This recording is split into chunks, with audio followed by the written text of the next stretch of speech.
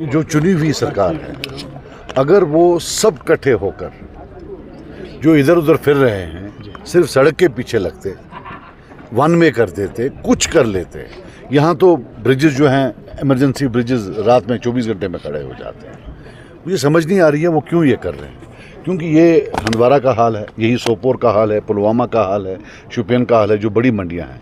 और ये एक वो ज़रिया था रोज़गार का, रिज़्क़ का, जिसमें हमें सरकार की ज़रूरत नहीं थी, जिसमें हमें किसी की ज़रूरत नहीं थी, किसी की सिफारिश की ज़रूरत नहीं थी, एमएलए की सिफारिश की ज़रूरत नहीं थी।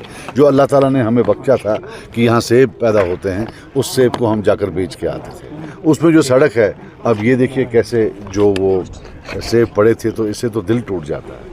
मेरी अपील होगी सरकार को कि खुदा का वास्ता, अल्लाह का वास्ता, ये जो इधर उधर फिरना बंद करें, जाके वहाँ बैठे, जो ये नेशनल हाईवे है उधर कैंप करें, और उधर पहले ये जो ये कार्गो है, जो प्रेशस कार्गो, किसी तरीके से इसको निकाल ले, जो जिसकी शेल्फ लाइफ ज़्यादा नहीं है। मैं आपको बात बता दूँ कि इसमें जो ऑलरेडी जो कश्मीर की जो माशियत है वो ऑलरेडी शॉक में है, ऑलरेडी मार्केट नहीं है, मार्केट में पैसा नहीं है।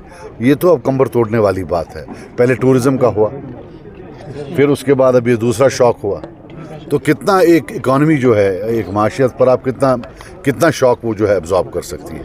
लेकिन ये 20% जो है कुदरती है, नेचुरल डिज़ास्टर है, 80% जो है वो ये मैन मेड है, हमारी नाकाबिलियत की वजह से है। मुझे नहीं पता वो किसके अंडर आता है, लेकिन एक चीज़ ये है, मैं आपको बात बता दूँ, ठीक है उनके पास आता है तो जाओ, दिल्ली जाओ, वहाँ सरफेस ट्रांसपोर्ट मिनिस्ट्री के पास बैठो,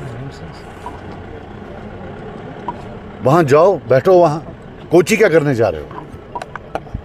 क्या शोभा देता है ये कि यहाँ 1200 करोड़ अब तक जो है नुकसान हुआ है, कोई एक कोची घूम रहा है, कोई कहीं घूम रहा है, ये क्या नॉनसेंस है? फिर उसके बाद बोल देना अब ये उनके हाथ में है। मैं इससे बिल्कुल इत्तेफाक नहीं करता। बिल्कुल अगर उसका भी है तो उनसे भी सवाल पूछें, लेकिन at the end of the day यहाँ एक चुनी हुई सरकार है, एक चुनी हुई सरकार है। मुझे आप ये बताओ कि ये जो चुनी हुई सरकार है, जब इनको ये जो हमने भीख मांगकर मेडिकल कॉलेज लाया था, उसमें रोड़े अटकाने होते हैं, तब तो इनके पास सारी ताकत होती है। जब इनको ट्रांसफर करनी होती है, तब तो सारी ताकत होती है।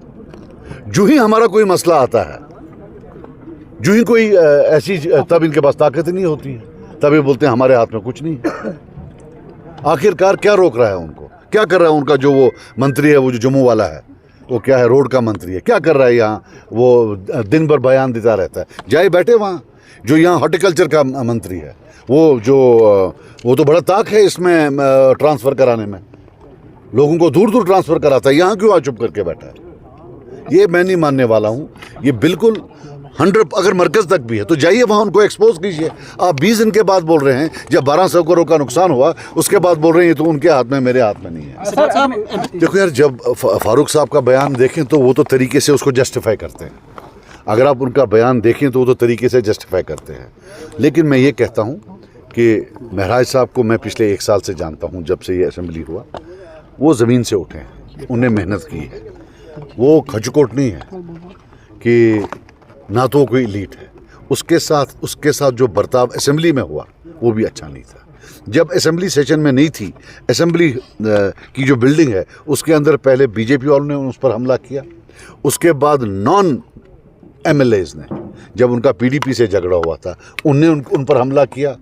आज तक उन पर कोई कार्रवाई नहीं की गई, और अब ये पीएसए है। मैं कहता हूँ तीनों चीज़ों पर, जब बीजेपी वालों ने हमला किया, जब नॉन एमएलएज ने हमला किया, और ये जो पीएसए है, इस पर अगर एक सेशन बुलाएं, आखिरकार हम उस पर बात करें। सजा साहब, आखिर पे जाना चाहूँ